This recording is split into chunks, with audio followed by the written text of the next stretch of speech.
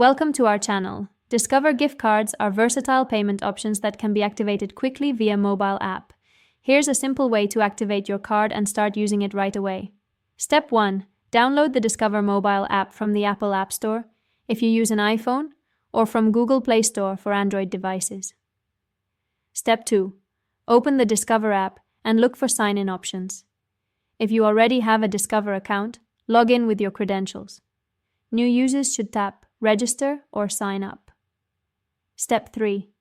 If registering for the first time, you'll need to provide your gift card number and security information.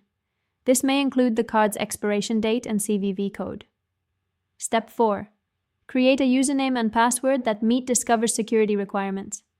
You may also be asked to set up security questions for account recovery. Step 5. Once logged in, navigate to the main dashboard or account section, where your gift card should appear. Step 6. Tap on your gift card to view its details and management options. Look for an Activate Gift Card button or similar option. Step 7. Follow the on-screen instructions to complete the activation. This may involve confirming your card details and agreeing to terms of use. Step 8. After successful activation, check your gift card balance in the app to confirm the correct amount is loaded.